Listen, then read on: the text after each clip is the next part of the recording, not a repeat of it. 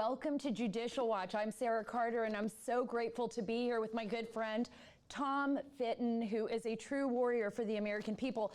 And this is your new book, Tom, A Republic Under Assault, the left's ongoing attack on American freedom.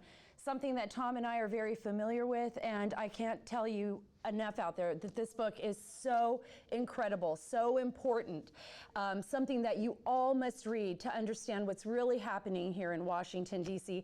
Thank you so much, Tom, for having me here today. Oh, you're welcome. Thank you, Sarah, for doing this for us. We really appreciate it. You know more than most anyone else about the topics here, which is the large measure focuses on the coup attack on our presidency and our Constitution.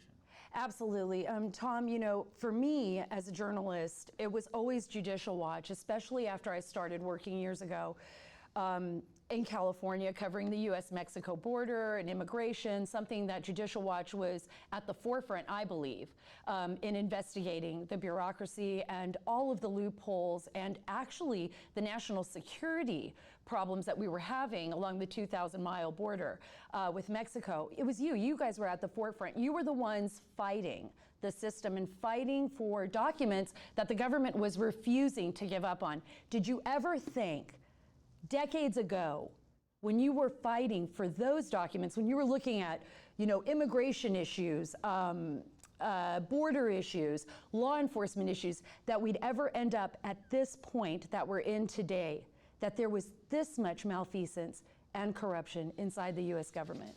Well, you know, we were first and foremost in going after Clinton corruption. Right. So nothing really shocks us or surprises us in that regard. Obama was terribly corrupt. Remember, we had the IRS scandal, we had the Benghazi scandal that Judicial Watch helped break open. So in many ways, it's not surprising, but it's still upsetting and shocking. You know, you know it's bad, and then you get evidence how bad it is, and it just gets worse and worse and worse.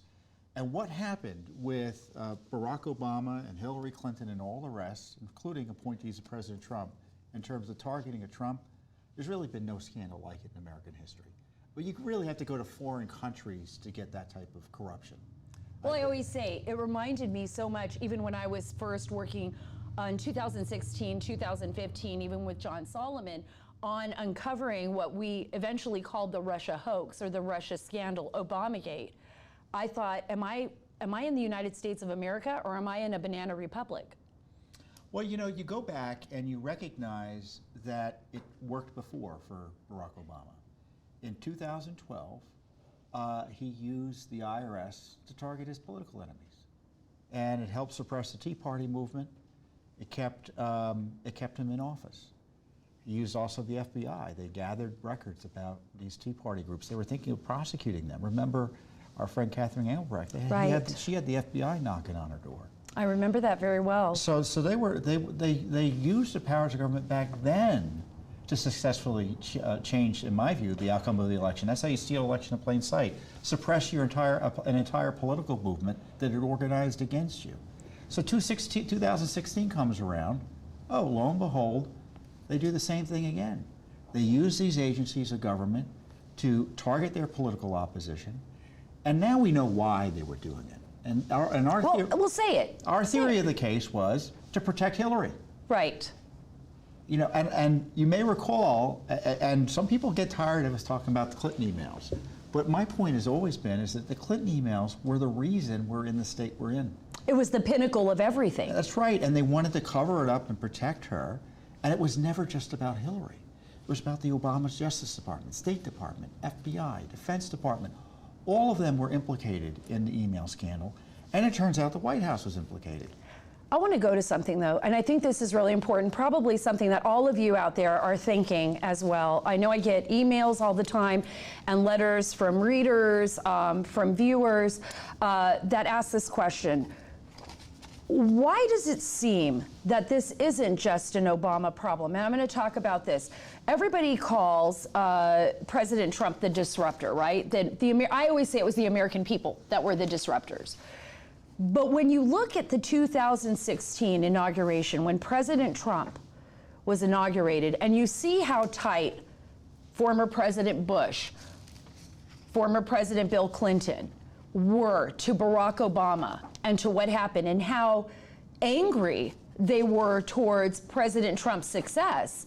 You have American people out there all the time, and Tom, I know you know this town better than anyone, saying to me, this isn't just a Democrat problem. This is a problem with the establishment, with the system. I mean, are they right? Oh, they sure are. I mean, you had, I was talking to Sean Hannity today on the radio earlier today. And, you know, there were two issues that we were facing. We're facing socialism. You know, big government usually means big corruption. So we kind of always knew that here at Judicial Watch. But on top of that, you really just had corruption, just base corruption. We saw that with Hillary Clinton, the way she turned the State Department, and we go through this exhaustively in the book, that the State Department was turned into a cash machine, cash cow for her and the foundation. Her husband was raking in tens of millions of dollars in speaking fees that were going to her in part. Remember? Right. You know, they're married, remember? Right. So, you know, presumably they share the cash. $500,000 for one speech from Renaissance Bank. And I think people forget this. In Russia, and Renaissance Bank was actually run by the FSB, former FSB, which is Russian KGB, former Soviet KGB. This is incredible, but no one focuses in on, this is the problem. You've got a media, right? Mm-hmm. Very few people that are telling the truth the way Tom Fitton is in this book, folks. Very few people, because you have the Washington Post, the New York Times, the major players, CNN, MSNBC, ignoring it for the most part, not even asking the questions. So explain to me, when you find out, when you see documents that former President Bill Clinton is paid $500,000 for a speech by a Russian bank connected to Russian intelligence, what goes through your mind? Well, obviously that money is inflated. And so what are they getting for their money? What were these major corporations here in town getting for their money? They were similarly giving him big money. And of course, none of the Republicans brought them in to say, well, why did you give Bill Clinton this obviously inflated speaking fee? What were you expecting in return? What was your return on investment? Right. And that question, now we know, needed to be asked of Hunter Biden, who was obviously getting business tied to his father's office. At the same time, Hillary was raking it in at the State Department. So it's one thing, now we know, look, they needed it's to protect, a pattern, they right? needed to protect Hillary, but there was more they needed to protect. Themselves? That's exactly right. So what did Obama know, and when did he know it with Hillary? We've got 20 plus emails between the two of them. Then we've got Joe Biden doing exactly what we were concerned about Hillary Clinton doing, except we didn't know it at the time. I mean, there were indications of it in the media, but the media wasn't interested in pursuing the obvious corruption there. And so President Trump, being the intuitive person he is, he knew there was this incipient corruption with Hillary Clinton. And then he gets into office and he figures out what was going on with Ukraine and Joe Biden. But he wasn't playing the game. He wasn't playing the Washingtonian game. He wasn't dealing and wheeling. And he cuts to the chase and he says, what was going on with Joe Biden and Burisma? And why just like any American. And why aren't you investigating it? Mm-hmm. And they went crazy. And they being both the coup cabal, the leftist establishment, the Adam Schiffs of the world, the whole media establishment. And when you look back on it, do you think the Republicans are to blame for this too? I mean, look, we have people on both sides. No one defended him for highlighting this corruption. And what's been frustrating to me is how alone the president has been. And I go through this in the book. I'm convinced Judicial Watch saved the Trump presidency. I want to read something because Sean Hannity, a good friend of mine, good friend of yours, has been on the forefront of this since the beginning. At least he's given a platform so that the truth can get out to the American people. And that I give Sean every single day is one of the platforms that has given a voice to all the great work that Judicial Watch has done, as well as other investigators like John Solomon, like me, and others who have worked on these stories. This is what Sean Hannity says about you on the back of the book. It's an endorsement, and I think it's so true. When it comes to fighting for the American people's right to know, no one holds a candle to Tom Fitton and his team at Judicial Watch. And I don't want to forget the team, because you got a big team. A Republic Under Assault lays bare the condemning facts Judicial Watch continues to expose about Obamagate, the deep state seditious coup to bring down Donald Trump, and much more. This is this is must reading for every American who wants to save our nation. Must reading for every American. I can't tell people enough. Don't pull the covers over your head. Don't hide behind closed doors. Don't think that this is going to go away. What we're seeing happen to our nation now is nothing compared to where it could be going if we don't hold people accountable. And I think the real frightening part for so many Americans, Tom, and I want to ask, I've been wanting to talk to you about this. Actually, this is my good time to get Tom actually right here for 1 hour, because we're both so busy that I'm Well, with COVID, yes, you know, thank so you. what happens is we get to chat at the green room. Yeah, can you believe at this? Fox. I don't know. Now we don't do that. Yeah, but we're at least 4 feet. I don't know. Don't get me started on the COVID. I mean, that's what I want you to FOIA. That's part of the assault. Guys, I want you to FOIA everything to do with COVID-19. Yeah, we're already on it. Are you already on it? See, they're already on it. It's going to be another book, another bestseller, another New York Times. But it's true. I don't get the chance to really talk to Tom. We're so busy. We're always working. I catch him whenever I can. I see your sister more at church than I do you, Tom. That's fine. Oh, don't tell me. Yeah, exactly. But for the American people, you know, the only people that can hold all of these folks accountable is the Department of Justice. I mean, I'm not asking people, I'm not saying do something on your own. I mean, I'm asking people to do what the Constitution has given us, our forefathers and our men and women in uniform have fought for. You know, a justice system that is balanced, Lady Justice, holding people accountable for what they've done to our nation. And if the Justice Department doesn't hold these people accountable, Tom, who's going to hold them accountable? Judicial Watch. And I go through this in the book. It's not perfect justice, but it's a kind of rough justice. Hillary Clinton is not president because of Judicial Watch. Right, I believe that. Because of the information that we uncovered. We uncovered the email scandal. Let's talk about that, because I think people want to hear a little bit about, like, not just the email scandal. Let's go back to Benghazi, because you're right. Hillary did not. This was so well hidden. She was hiding that server in her bathroom. I mean, we're going to go back to, you know, Congress and testimony and the uncovering. Well, it was so. First of all, we uncovered the Benghazi scandal in the sense that they told us it was intelligence that told them that the video did it. When it wasn't intelligence, they were making it up. And in fact, it was the White House who came up with it. That's right. And we came up with that document. The death of Americans, the death of a U.S. ambassador, right. Christopher Stevens. And the White House was behind it. We came up with this White House document that 5-6 congressional committees couldn't find. And even John Boehner had enough. He said, I'm going to do a select committee on Benghazi. Right. So there's no select committee without Judicial Watch. But the one thing we noticed in that case was there were no Clinton emails. So we said, well, let's be careful. Let's ask again. Let's see what we get. And we got more of the same, and we said, what's going on with the Clinton emails? Are there any? Where did you look? That's right, because you FOIA'd them, Right. Freedom of Information And we Act. didn't You're get like, them. I just need some of her emails on Libya. Yeah, exactly, on Benghazi. And they Right. come back to us and say, we gave you everything. Well, except for this stuff. I'm like, what stuff? And they finally tell the court, in a filing in February of 2015, we gave Judicial Watch everything, but there are other documents we need to turn over. And So less than a sometimes month, it's what you don't get, and right? less than a month later, it's leaked to the New York Times that there's the Clinton email server and all these emails.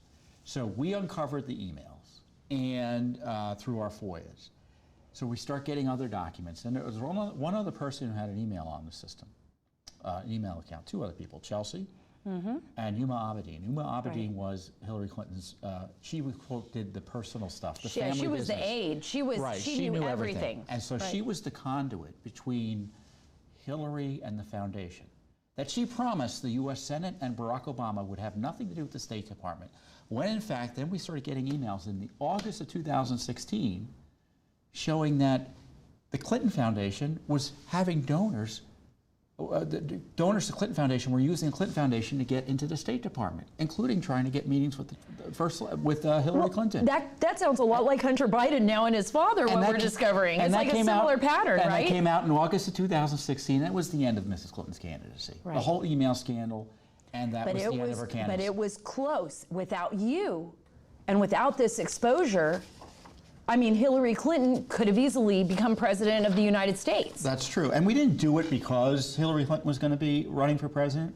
Heck, I thought she wasn't going to run because I thought she was so corrupt she didn't want to have it come out again. Right. But she ran, and the cover-up that she tried to engage in. Right. People say, what emails was she hiding, right? What did she want to hide from you? And my response has always been, she wanted to hide everything from us. She didn't want any of this to come out. And so if the American people, we didn't have an indictment of Hillary Clinton, obviously, but if the American people were a grand jury, they certainly indicted her on that election day in endorsing President Trump. Right, but with the gaslighting, there's, I love this word because it explains everything that happens with the media, right? And I'm talking about all of the evidence that Judicial Watch has uncovered. Everything that you write about in all of your best-selling books, and in this book, A Republic Under Assault, which it is. All of that. It is.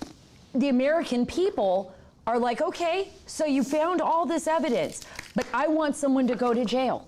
Tom, I want someone to go to jail. They're frustrated and they're angry, and I agree with you. I think that what Judicial Watch has done is extraordinary because, folks, if they don't go to jail, this is the only way to hold them accountable, is to document the history and expose them for what they are. But it's up to the Justice Department. What's going on here? Why is it so difficult when you can convict a 13-year-old for one joint walking down the street?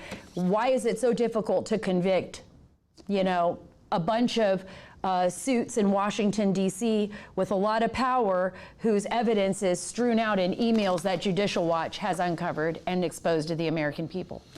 Well, Hillary Clinton and Barack Obama and Joe Biden all knew the American people wanted justice. So what do? They come up with something to free the Justice Department from investigating and prosecuting them, which is manufacturing this evidence against President Trump, these allegations against President Trump.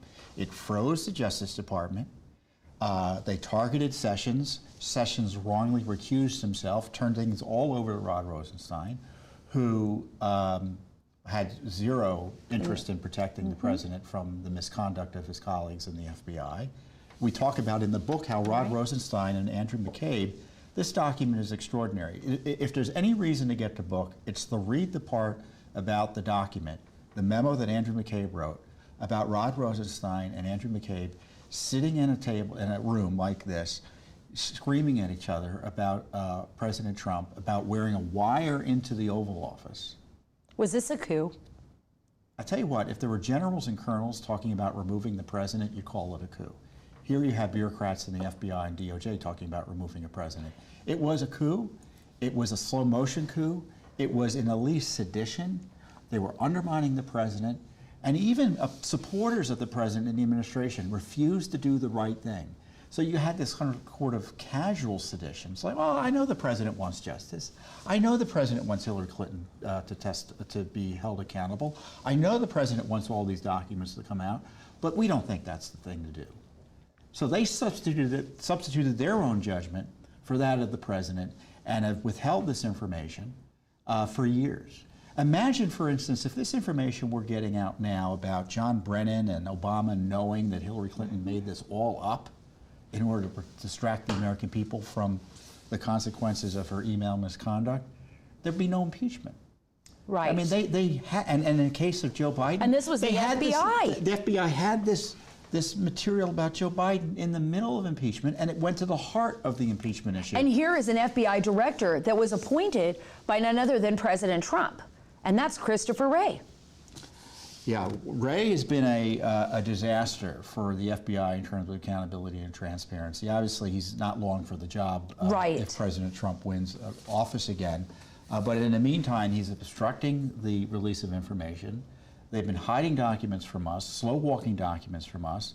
And Attorney General Barr's Justice Department hasn't done much better. I was going to say, we're waiting for the John Durham report. We're waiting for Attorney General William Barr to give us some kind of answer. Everybody said, hey, look, how much evidence, how much more do you need to know that there was an attempted coup on a U.S. president? Do you think... They've made the decision. This may be a problem, what they did, but it's not criminal. And so they've been blowing smoke in our ear since Durham was appointed in April of last year. Think of that. How That's- is it what not is that now, criminal? 17 months? How is it not criminal to weaponize by a political party, an intelligence agency, and a federal law enforcement, the FBI, along with other law enforcement agencies that were involved here, like the Director of National Intelligence, like the NSC, the National Security Council, all of these. How is that not criminal when you weaponize the system against, I'm not going to say just President Trump, and I've heard you say this before too, against the American people? And it wasn't against, I mean, you were targeted. We talked about that later. Yes, in fact, yeah, Judicial Watch had a... I call it, I don't mention this in the book, but I always talk about loser Republicans. These are this is not a Democrat problem. This is not a left-wing problem. This is the loser Republican problem. When they're facing this, they see this scandal, and they don't want to do anything about it because that's not what Republicans do. Right. They hate, the left says, well, the Republicans are only doing this for political reasons. Well, that's largely true. They're happy to talk about this politically every now and again. I'm talking about leadership in the House, generally in the Senate, and talking heads on TV. But when push comes to shove, it is political because they don't want to do anything substantial on it. No, they don't. They never wanted to do anything substantial on it. Why is that? It's the loser Republican approach. And President Trump Are they afraid that it's going to come on them? Are they afraid that they will be under investigation? I mean, there has to be something, because look, Judicial Watch, folks, Judicial Watch actually does it. They're not afraid of taking anyone on. They're like, come on, let's battle it out, right? You want to hide something from the American people? We're going to be here to fight for the American people to get those documents. You're not worried. You're like, no, let's take it on. I'm not worried about getting in a battle with you publicly. It's fear-based decision making. Look, believe it or not, I don't necessarily believe that everyone needs to be prosecuted, or that it's easy to prosecute all the crimes that evidently happened. I'm not suggesting it's easy. What I do want are for people to be questioned, and for the process to at least proceed in terms of having a real investigation going on, with a grand jury and witnesses coming in, and people having to testify under oath before a grand jury. It's kind of what Mueller did. Why isn't Durham doing any of that? I don't know. You do the reporting on this, Sarah. Do you see any indication, other than doing an administrative review, that Durham has a criminal case that he's building? I don't. I did. When we first heard it had turned into a criminal probe, I was excited and thought, okay, this is going to go somewhere, and then nothing. And this is what's been happening from the beginning. And I think, like the American public, I am just as frustrated. I'm upset because I believe that they took a system that I have deep faith in, that my husband was willing to fight for, a country that my husband was willing to give his life for. He lost his eyesight. And friends of ours that have lost their lives overseas on a battlefield to protect this nation. When people working inside this bureaucracy, Tom, that's why I have so much respect for you and Judicial Watch, because you give me faith in my country and in who we are as a people. There are few places in Washington, D.C. that I think are holy in a weird way, kind of holy republic, It's Judicial Watch, because you're not afraid to challenge those, to be the watchdog for the American people. I don't know what we would have done without you. We would really have not had even an inkling of the information. But when I think about the people who have fought for this country, who have given their lives on the battlefield, when I go to Arlington and I see their graves, I think about the honor that should be bestowed on these lawmakers and our congressional members and our senators and the people who are in the Department of Justice. I really think they should be honored to serve such a great nation. Instead, it's under assault and it's being pillaged by people who are more apt at putting money in their pockets and placating their friends and nepotism and everything else. And they've forgotten that it's an entirely beautiful country that they're representing, and that we really need to fight for these basic essential freedoms. And I think that is the reason why, Judicial Watch as an organization has garnered the respect and the support of so many American people, because they're saying, well, wait a minute, who's going to fight for us? right? Yep. Who's going to fight for the little guy? And I know it's frustrating to people because there hasn't been the justice that they've been expecting. But the question we ask ourselves is, are we doing what we can do? Right. And as citizens, you should be asking yourselves, are you doing what you can do? And as Sarah points out, we have folks defending our freedom with their life and limb. Right. And losing both. And what are we doing to defend our freedom? How are we pursuing our obligations to preserve the Constitution? And holding our elected officials accountable and going to vote. And we have this wonderful right, this right to petition our government. It's a God-given right. The Constitution has rights in it, but they're rights separate and apart from the Constitution. The Constitution recognizes our inherent God-given rights, including the right to govern ourselves, consent to the governed, petition the government, the First Amendment. And are we exercising that? Because I can tell you, in other parts of the world, virtually everywhere else in the world, Judicial Watch can't exist. It can't exist. You go to other countries, they don't have Judicial Watches. I'm talking about England. Yeah, they're pretty much France. over. Yeah, I mean, either it's a degree there's a civil society, they're creatures of the government, or creatures of the political parties. Right. So there's not an independent civil society anywhere else in the world but here. It's actually frightening to be a judge in other countries. In Afghanistan, when I was there, the judges were terrified for their own lives, depending on which way, they went with a case. Oh, and that's probably true in Canada, too. Like, oh, the Canadians are going to be so mad at you, but still, you got to get the butt, Canada. So we've got this precious, precious freedom here, and by gosh, we're going to exercise it. And I get to talk about all the great work we do. Chris Farrell, who runs our investigation team. Paul Orphanides, he runs our litigation team. And then we've got our fundraisers and our educators who work in our social media department and our administrative staff. It's a big operation here, and I get to come out and talk about it all. But you can see I can't do any of this. I need a lot of help. We're just human beings. We only work together or succeed when we work together. And so we've got these lawyers who know what to do, these investigators who know what to look for, and folks on the other end who take the information we have. And this is the most dangerous thing about Judicial Watch, and this is what the left hates. So we go out and talk about what we found. Yes, this is it. You're out there talking to people. They hate it.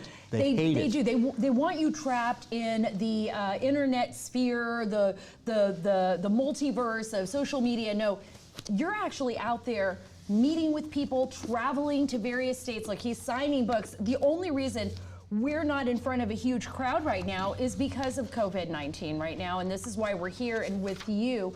I want you to know that this book is available. We're going to continue to talk here, but it's at premiercollectibles.com. That's premiercollectibles.com. It's A Republic Under Assault.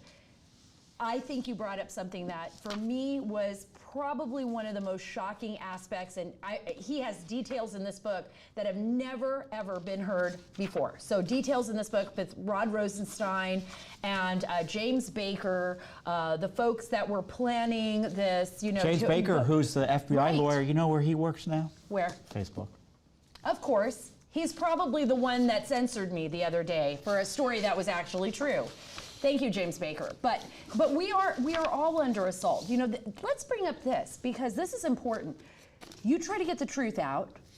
Even the DNI, Ratcliffe, he exposed what John eventually showed that it was John Brennan's notes that he had briefed Barack Obama. This was the recent report about Hillary Clinton, and that she had approved this, basically an operation to connect President Trump to Russia, to take the heat off of her and her campaign. But as soon as I published that story with DNI John Ratcliffe, Facebook put a big false across the story. Even if it was from the DNI.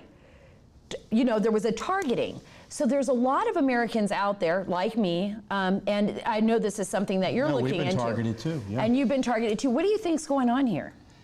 Yeah, I was saying this in our weekly update the other day, and I've always thought the government's been the biggest threat to our freedom, and I think that's largely the case. But the left obviously is taking control of other institutions, and they recognize they could use these social media institutions to suppress our freedom just as effectively as any government enterprise. And there's been this inordinate pressure, because believe it or not, Facebook has kind of resisted this. I mean, we get censored, but it'd be a lot worse if they did what the left wanted them to do. Right. And so there's been this pressure campaign from Democrat politicians, George Soros, all the left-wing groups, and it was all, you remember the Russia interference in our elections? Correct. All of this began supposedly to curtail the Russians. And look what it turned into almost immediately. Oh, it's conservatives. Right. And that's why it's interchangeable. Anything with Joe Biden. Oh, that's the Russians. So that's their excuse to suppress. And now we have these business entities. Forget about the First Amendment and Section 230. But what's interesting is that they've been connected. The left has actually been connected with actual evidence, and I'm talking about the Hillary Clinton campaign, Christopher Steele, the disinformation inside the subsource being a Russian agent that the FBI had been monitoring for decades, connections to the Russians, all of these connections to Russians, including the $500,000 that Bill Clinton put in his pocket from the FSB. I mean, it appears that it's the left that's connected to Russia. Well, that's not surprising, given the left's kiss-and-cousin relationship with communism internationally. So, yeah. But they were getting cash. $500,000 is just the tip of the iceberg for the Clinton machine. Oh, absolutely. Now we know $3.5 million went from the Russians to Joe Biden's. Well, we don't know if it's Joe Biden directly or indirectly. That needs to be ferreted out. But the 3.5 from the mayor, right? Went to Hunter. So that's pretty extraordinary. But they use this Russian smear, and it's never stopped. You know, they used it against Trump in 2016, and now when there's Hunter Biden corruption, they're using it, and Joe Biden corruption, they're using it again to try to dismiss the allegations against Joe Biden. I don't think it's going to work. I think. What do you think is going to happen this coming election? Because that's where I want to go. I know everybody is probably, Sarah, read the book. Don't end this until we read the book. out. I tell you what's going to happen. The left is planning chaos and violence. They don't think of the election matters. They've never thought elections matter. They don't believe in our Constitution, the hardcore left. They don't believe in the freedoms it protects. They don't think your votes matter. Heck, why would they try to overthrow a presidency if they thought your votes mattered? And they don't think your vote matters this time. Otherwise, why would they use a mail-in ballot system that puts your votes at risk, at increased risk for fraud and being tossed out, where they would that is, if you go vote in person, it's much less risky in terms of having your vote tossed out or fraud. They don't care.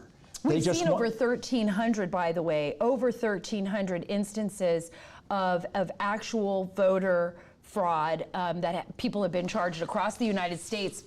A Heritage Foundation actually did a big story on it. That's right. But I'm even more concerned about people's votes being lost because of the mail-in ballot system. This year, during the primaries, there were 550,000+ ballots thrown out because they didn't meet requirements. That's in the primaries. In 2016, there were 320,000 ballots thrown out. Can you imagine how many are going to be thrown out this election cycle? But if the media doesn't tell the people that this is a real concern, then people don't understand how dangerous it actually can be come election, right? Well, that's right. And I'm convinced the left doesn't really want to count the votes, honestly. And we've done special reports and an analysis of this. It's available on our website now. They've wargamed the scenario out. John Podesta, who was thinking of the Clintons, he played Joe Biden in the war game. And they were threatening secession in their wargaming in order to get electoral college counts counted towards Joe Biden. So they're thinking about, well, maybe we can threaten a civil war. That's right. If the vote doesn't go our way. And of course, you've got the communist insurrection that's been going on in cities across the nation. Portland, we've seen Seattle, we've seen what's happened in Chicago. We know that there are groups behind this. Very few people realize this, but Judicial Watch is not just about what you see in the incredible books and all the stories that you're seeing every night on television or unfolding in our major news outlets, the FOIAs, especially the documentation, but it's the ongoing work that you do, right, to get information on Who's backing these groups and these rioters? How did they get a U-Haul truck full of equipment and gear to Antifa members in cities? Who's doing that? Who's donating money? The bail funds. All of that is something that you're all looking into, correct? Well, that's true, and what people don't know, and we describe in the book. By the way, I got to tell everyone, he's signing these books. I know you've been watching. Tom Fitton is actually, I mean, there are books all around us. We're so excited. I know I'm definitely buying I'm going to buy a book, folks. That's I'm not right. even going to take it for free. I'm going to buy a book because I love Judicial Watch and Tom, but I want it signed. And you get it for a special price. I get it for special full price. I'm going to get it at a special full price. Special only because I'm going to make him write every family member's name in it. You guys won't have that chance. Maybe you will. But I want to see all these books go off the shelves because I really want people to understand what happened. I mean, and what is happening. Well, the coup hasn't stopped. No, the coup hasn't stopped. So in order to protect Joe Biden, this week you have the FBI, it looks like the FBI, DOJ, Deep State, whoever, leaking classified material about briefings of the President of the United States, trying to smear Rudy Giuliani. Right. Classified material is being released. It's exactly what they did during Russiagate, and it's just continuing. It's more of the same. Adam Schiff comes out and lies, saying it's Russia disinformation. He knew there was no Russia disinformation. Absolutely. So it's not even like they've got this plausible dossier that they concocted. They're just now making up stuff to protect Joe Biden. But the thing is, they make these lies, and I've said this over and over again. I know I've talked to you about this, Tom, are extraordinarily dangerous. In order to run a disinformation campaign overseas against, like if the CIA was running this type of campaign against a foreign government, let's say Saddam Hussein's former government. I might use that as an example. I'm not saying I know anything, but I'm saying maybe they did. If you're running a type of campaign like that against a foreign government, you actually have to have the lethal authority of a president of the United States to sign off on it. You cannot run an operation the way that they've ran an operation against a president of these United States without lethal authority. And you know why? Because as you know and I know, when people start calling the president a clear and present danger, when they attempt to coup him, when they attempt to overthrow him, even if it's not with a military base, you open it up so that their life is in danger. I mean, and this is something that people have been concerned with. You have John Brennan, the head of the CIA, saying this, James Clapper, Comey, and others running what appears to be, and you know it based on what you found in this book, based on these documents that they tried to hide from the American people. They're not hidden anymore, folks, what they were doing to this president.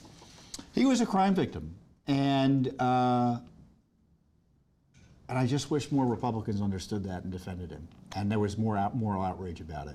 Because if there were, Durham wouldn't be able to get away with doing nothing.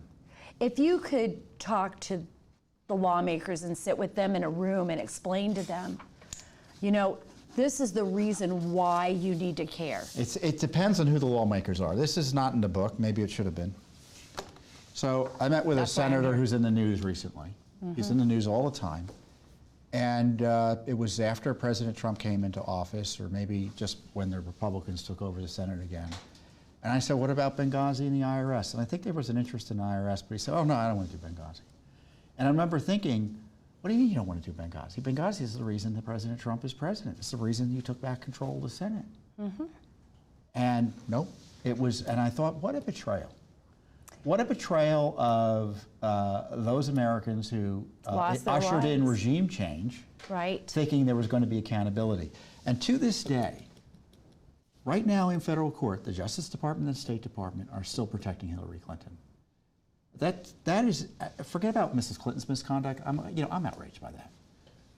It pales in comparison to my outrage that this Justice Department and this State Department are protecting her. Right. That's such a great point. I'm going to go straight to iPad questions because I know I've seen some of these questions come up, some of what you're discussing with people all across the country that want to know more about your work here at Judicial Watch and what's going on. So I'm going to start from the top here. And this is Anne from Minneapolis, Minnesota. Hi, Anne. I'm so glad you sent this in. if the voter rolls in the 8 states that Judicial Watch has identified as illegally having more than 100% of its citizenry per the Inter-Census Community Surveys data are not cleaned up before the November 3rd election, would that invalidate the election returns in those states? Could Judicial Watch attorneys sue immediately after the election to invalidate the election results in those 8 states? That's a great question, Ann. It is. So, is it Ann? She's referencing Ann. a new study we just put out that looked at census data from 2018, looked at current registration data in 30 states, 37 states. We found in 29 states they had more people on the rolls than were eligible to vote. Wow. And in many of the states, it was a few. There were several counties, but there were states that completely had over 100%, and that's what she's referencing. Those 7 or 8 states. It shows the recklessness of mailing ballots to a voter registration list blindly. It's one thing to say, "Hey, I'm going to vote absentee. Send me a ballot back." It's another thing just to mail ballots to a list when you know it's dirty. So whether there's litigation opportunities, I defer to the lawyers. But when the you've Democrats got dirty, knew this, right? Well, of course they knew this, and Republicans did too, but they didn't care about cleaning the rolls up. But this undermines confidence in the outcome of the election.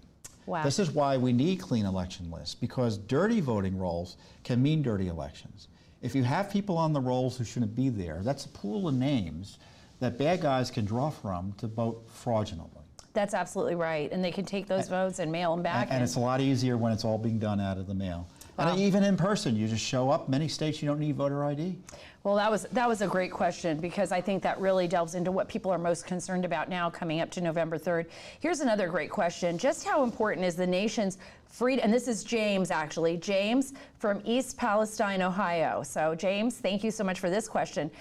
Just how important is this nation's Freedom of Information Act in helping preserve our freedoms and forcing our government to be transparent to we the people? Well, it was a law that was passed, I think, in 1967. President Johnson wasn't too thrilled by it, but he signed it anyway. And it traditionally had been used by the left for many, many years to go after frankly, the anti-communist activities. It was the communist left wanted to use FOIA to expose efforts to contain communism. So it was used as a weapon of the left. And Judicial Watch came around and said, well, let's use it for our values to find out what this corrupt government's up to. We understand their threats to our liberty, our economic liberty, personal liberty. They're not doing their job on the borders. There's this casual corruption with the Clinton machine at the time that just continued through the years. And then we had the Obama threats, and frankly, George W. Bush was that administration was far from perfect as well. And Judicial Watch, they're all hanging out together right now. And what I love about it, that's true. That's true. They are. I mean, if you want to see how things really work. But FOIA is the great equalizer, because little old Judicial Watch. FOIA is the great equalizer. Little old Judicial Watch goes into court. You don't give us the documents. Right. Not everyone can sue, which obviously we're able to sue thanks to you, our supporters. But we go into court, and the IRS, the State Department, the FBI, DOJ, they have to answer to the court. They have to tell us when they're going to give us documents. We don't get them as quickly as we want. We don't get them all, but they have to answer to the court. When are we going to get the documents? How long is it going to take? And if you're hiding them or withholding them, what are the reasons? And we can challenge all of that, and it's very difficult to do. But it's a long ball game, and we put our nose to the grindstone, do all the heavy lifting, do all of that to get this information out. We did it with Hillary Clinton's emails. We did it with the IRS scandal. We did it with Benghazi. We're doing it with Obamagate. Heck, we just got, for instance, these 30 wiped phones or so we uncovered with the Mueller team, wiping all the phones. I think that was one of the greatest discoveries. And by the way, if you weren't here just a little bit earlier, if you were, remember, this is what you don't get too. So sometimes when you're asking for documentation, like Hillary Clinton's emails, you're looking for emails, you're like, well, I didn't get any emails. Like, how come there's no emails at the State Department with Hillary? So sometimes it's what you don't get, right? Well, you're like, there's a big answer where's it? That's the dog that doesn't bark. Or in the case of these wiped phones, we knew that Peter Page and Lisa, I keep on calling him Peter Page. I actually like that a lot better. The Who, isn't it? Peter Strzok and Lisa Page. I think, though, it's great. Peter Page. Was that Led Zeppelin or the Who? That was probably the Who. I think it was the Peter Page. I'm showing my age. But you know what? It's kind no, you're not. Lisa, you're actually, it's like Brangelina, right? They were a couple, so you're okay. So remember, they deleted their text messages in the Mueller operation. They hid that from us. So we wanted information about all of that. A year later, it turns out they were wiping, everyone was wiping their phones in the Mueller team. Because they were so innocent, right? 27, 30 wiped phones. How does Andrew Weissman accidentally wipe his phone by entering in his, yeah. You know, anyone watching this, ask yourself, how many times have you wiped your phone? Yeah. I've never been able to wipe. My daughter once, I thought was going to wipe my phone because she was trying to figure out my passcode. But, you know, it takes a lot to wipe out a phone. I mean, you really got to be... You have to... Yeah, you really have to be doing it. She couldn't even wipe it out. She was like 5 years old at the time. She couldn't even wipe it. Let me go to the next question because we've got so many great questions here. We have Eric from Troy, New York. Tom. East Palestine, Troy. I just love all these old names. Yeah, I know, names. really, isn't it great? Yeah. So Eric from Troy, New York. Tom, if you could have contributed to the Federalist Papers, what would the topic cover? Oh, that's a good one. That's like you're almost back in school trying to think it through. You know, limiting the scope of the size of government should have been, I think, thought through a little bit more. How could the Founding Fathers have, what could they have done to constitutionally limit the size of government? Right. I don't think they foresaw frankly, the far left revolution, the kind of progressive era and all that in terms of increasing the size of government, because I'm convinced so much of the corruption we face, it's really just a factor of the size of government. Right. You know, it's inhuman in size. And when it's inhuman in size, humans can't track it. And so people like Hunter Biden can slide through. Hillary can do what she wants because, A, there's an ideological reason to ignore what's going on. Plus, it's just hard to track it all. I mean, Judicial Watch has, I think we probably have about 5,000 FOIAs out there by now. That's just incredible to me. That's great. And we can only sue maybe 10% of the time. Mm-hmm. Well, so we have a $4 trillion government. That's right. So, you know, we could just have a Judicial Watch investigating the Defense Department. We could just have a Judicial Watch investigating the Justice Department. Mm-hmm. And of course, Congress, and our republic is under assault because of the failures of leadership in our branches of government, where you have Congress signing checks with their eyes closed, and then they sit, you know, they don't do anything after the fact to figure out what's going on. You have agencies who don't think they're accountable to the American people. Frankly, more often than not, you have presidents who think they're not accountable or don't even think they have a job to do in terms of providing oversight. And so, so the money just gets spent, and no one watches it. It's like a machine. Who's watching the store? Like a machine that keeps growing and getting bigger. You know, I had a source, and I'm going to ask you this. I had a source once in the intelligence community, somebody who I'm in communication with, who said to me, the biggest story is the bureaucracy. It's the corruption inside the bureaucracy that allows, and it's just what you're saying right now. And I remember this was years ago when I was covering United States citizenship and immigration services, and they would say, you know, the biggest corruption is how corrupt our bureaucracies are, bringing people on board that aren't qualified, that they know they can utilize for later, expansive departments, you know, Pentagon, DOD, revolving doors. How difficult will that be to rein in? I mean, can we ever get to a point, Tom, where we can rein some of this in and the American people can get back in control? It's a big job. I mean, when you look at the salaries of government employees, you know, the six-figure plus salaries in the local level, forget about the federal level. Right. And you consider the average salary of Americans who don't work for the government, we're working for them. They ain't working for us. So, and it should be. It should be the way around. It should be the other way around. I mean, and so let me go to this question, because this is a good one. How deep does the deep state actually go? This is Rosemary from Las Cruces, New Mexico. How deep do you think this deep state goes? Well, you have the kind of the infirmities of a bureaucracy that are going to happen no matter who's president. It doesn't matter if no matter who is president, it doesn't matter. They think they're there for the long term. You can have a Democrat reformer, you can have a Republican reformer, because it ain't going to change, because these guys think they're there forever, they know better than the American people. So you kind of have this casual failure to do work. And then you have these ideologues who think they know better than anyone and will actually thwart policy. And that's significant. And if I were recommending what to focus on, I'd focus on curtailing significantly the Justice Department, bringing it to heel, because the Justice Department thinks it's the end-all and be-all. They think themselves as separate and apart from the presidency. And, you know, I remember President Trump used to say, you know, Eric Holder, you know, he was a great Attorney General because he protected Obama. I remember thinking, well, I don't know if I like that analysis. But then I realized he was right, because Eric Holder would never have allowed crazy Judicial Watch to just say stuff about Obama and then get a criminal investigation out of the Justice Department on it. Right. But his attorney generals allowed that to go on all the time. Exactly. And when Trump tried to say anything about it, it was a crime that he was going to be investigated for trying to provide constitutional oversight over the Justice Department. So the first thing I do is I bring the Justice Department to heel. The FBI is a complete disaster. I think its upper echelons need to be thoroughly cleaned up. Well, it needs to be gutted. I don't know if it can be rescued. I really don't know if it can be rescued. I really because don't. the Department of Justice really is, and that was a great question, Rosemary, and I love Las Cruces, New Mexico. It's actually beautiful. I love New Mexico.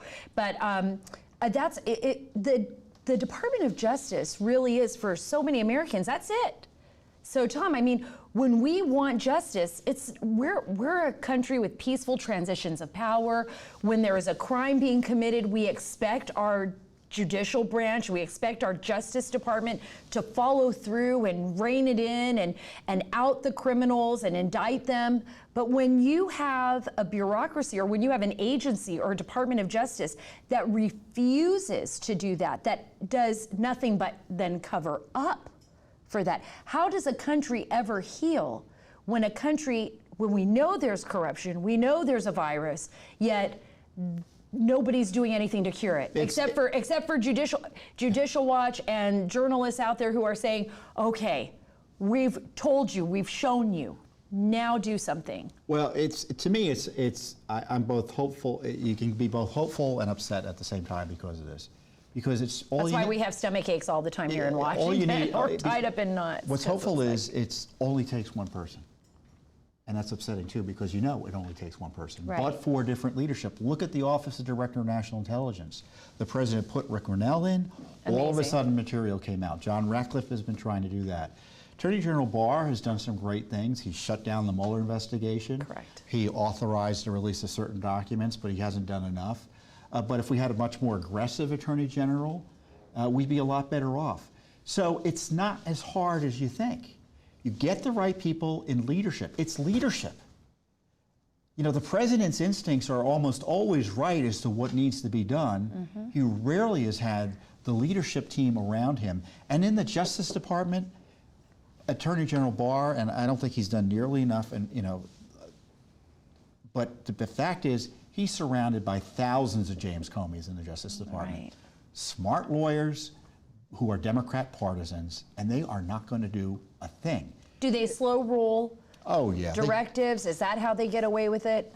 I mean, because I want everyone out there to understand, because they don't live in this swamp. There's people all across this great country that live in these beautiful communities, great neighborhoods. They want their country back. They want to feel empowered again, but they don't live in the swamp. They don't know how it runs, There's maybe operates. 25 people over at the Justice Department. I'm probably undercounting a little bit. 25 senior people over at the Justice Department who are political appointees.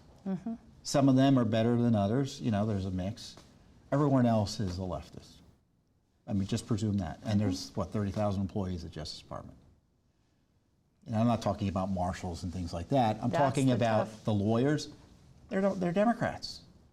And if you're a conservative and have a Judicial Watch view, you're hiding, or you're a political appointee who is being surrounded by... You're the silent majority. Yeah, or if you're a political appointee, you're doing everything by yourself because they refuse to do any work on the issues that you care about.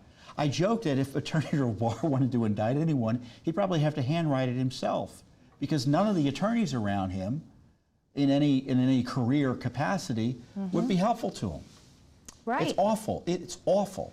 You're right, it is awful, but I mean, thank God there are people like you, Tom Fitton, and there's others here in Washington and your team here at Judicial Watch who do such an amazing job and have taken the risk and put everything on the line to get the truth out to the American people. Because without you, without Judicial Watch, I don't really know where we'd be today. I only have a few more minutes with you. I know you're all going to be sad when we have to go, but this is so important. I can talk for 4 hours. I know, like me Castro. too. I could talk to Tom forever, but I want you to look at this. This is A Republic Under Assault. If you order this book from premiercollectibles.com, you can get a I've signed 1 trillion copies. And he's actually signing them. He's not sitting there, no one's stamping it. Tom is actually signing it. Everyone's is going to look different. 1 trillion it's copies. A trillion. I'm going to FOIA that. I'm going to make sure that he really is signing a trillion. I mean, this has got to be like 300,000 right here, right? Right. Yeah. That's going to be at least 400,000. Right. 1 trillion. Right. He's on 1 trillion right now. But I do want to get to a couple quick one question and maybe one statement. First, let's get to the statement. It's from Dennis from Southgate, Michigan. I was just in your beautiful state of Michigan, Dennis, with CPAC. It was phenomenal. I love Michigan, and you guys have so much to be proud of and a lot of work to do in Michigan. But Dennis says, what good is it to know someone has broken the law if they are never taken to account for it or never taken to court for it? It's frustrating. I think something needs to be done, otherwise it's going to happen again. I mean, we have one way to get them held accountable. One way to get them accountable. One way to get them held accountable. Excuse me, Joe Biden. No, it's okay. It's okay. I was doing the same with court count. I'm realizing I need glasses, folks. Look, Judicial Watch is the way. Right. You know, because everything's out of control, and if we don't know what they're up to, we can't hold them accountable. So what Judicial Watch is doing is necessary, but as your writer suggests, it's not sufficient. So we need the DOJ to act, and this is what I recommend the president do: appoint a and you know, I've been saying this to you offline forever. Right. He needs to appoint a special counsel. The Justice Department isn't going to investigate the Justice Department well. The FBI isn't going to investigate the FBI. Who's stopping him? Because I know President Trump wants this investigated. Tom knows. He's probably not going to tell us. But Tom, who is stopping him from doing this? Oh, my guess is every lawyer around him doesn't want him to do anything. I mean, it's all fear-based decision-making. And, you know, thankfully the president just keeps on saying all the right things. Right. And usually that's indication eventually he's going to do the right thing. Remember, this president fired Comey. That was the most significant anti-corruption move by a modern president. Right. And he got rid of Sessions. The Sessions situation was awful. Sessions just made a terrible series of choices, and the president lost confidence in him. I don't blame him for getting rid of him. But he needs to understand that Durham isn't going to do what needs to be done. With Joe Biden, there should be a special counsel appointed immediately. And it shouldn't be out of the Justice Department. It should be run separately. Maybe bring in the Postal Service. I'm half joking. I mean, there are other investigative law enforcement. I've heard this before. The Postal Service went and got Steve Bannon on a Chinese yacht. Maybe they should be investigating Joe Biden rather than Steve Bannon. It's just ridiculous. There's a few people on that list that the Postal Service can actually be investigating. From your mouth to God's ears, President Trump, I hope you're listening to your good friend Tom Fitton. He knows what he's talking about. If you and you know, the good thing is President Trump loves Judicial Watch. That's right. He knows we're right. I mean, he tweets us all the time. He's a big fan. So you know, if you want to know why the president thinks highly of us, read this book. Yeah, absolutely read this book. It's a must-have. It's The Republic Under Assault, the left's ongoing attack on American freedom. That's your freedom. Thank you so much for being a part of this today. Tom Fitton, you are a New York Times bestselling author and a great friend, and everyone out there who reads this book is going to be the wiser for it. Thank you so much. Oh, you're welcome. Thank you, Sarah, for your good work. Thank you.